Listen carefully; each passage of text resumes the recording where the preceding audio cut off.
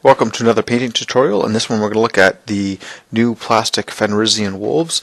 Here's what 5 of them look like all done, and I'll walk you through. So first of all, I assembled them all and glued them to their bases. Nothing too fancy there, there's only 3 pieces each. And there's just a sort of a size comparison with a Thunderwolf Cavalry, and some close-up details there of each of the different poses.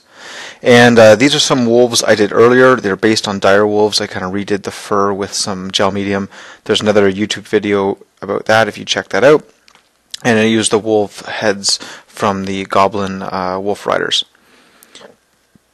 So what I did to start out is I airbrushed, well actually I base coated these a brown color, so sprayed it all brown, and then I airbrushed a lighter brown underneath here. And you can see that sort of from the bottom half there.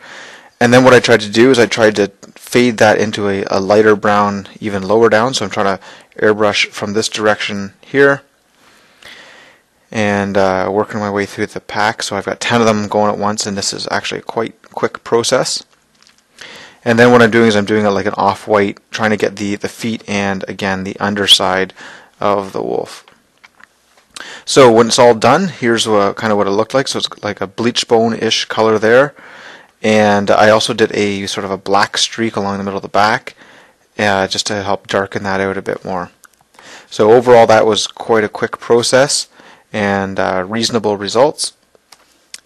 So what I did after that is I did a bit of dry brushing with bleached bone down on the feet here just to help bring out some of the texture.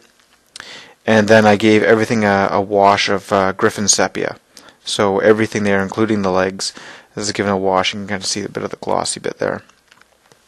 So now I'm all done with the painting, basically. I don't know if I have it here. I don't think I do. But I painted the teeth in with bleached bone, and I gave them a Devil in Mud wash, and I gave the tongues a coat of Scab Red. And other than that, I didn't really paint much.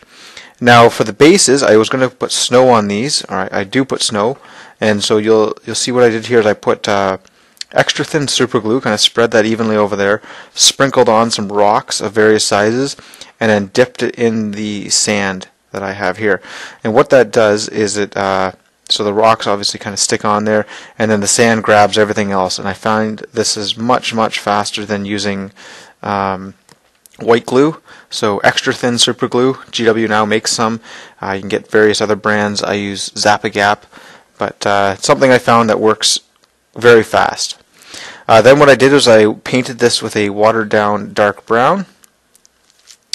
Did that all up pretty quickly. And then I dry brushed it through some lighter browns to give it a light sand color, and then I'm using Liquitex matte medium. Glue would work well as well, but this is kind of what I had. And this is some GW snow flock. And what I did is I painted that on some of the raised areas and did about 3 coats. So I painted it, dipped it in or sprinkled snow flock on it, let it dry, did it again, and then I ended up with this. So here's all these guys kind of done.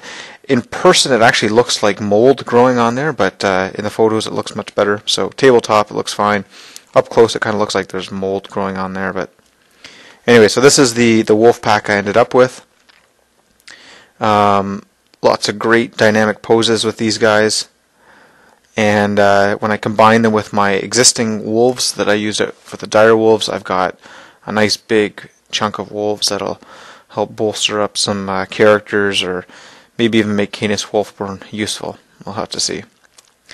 So here's sort of some size comparisons. So there's the Fanger, I think his name is, I forget it now, and some of the Thunderwolves just there for some comparison.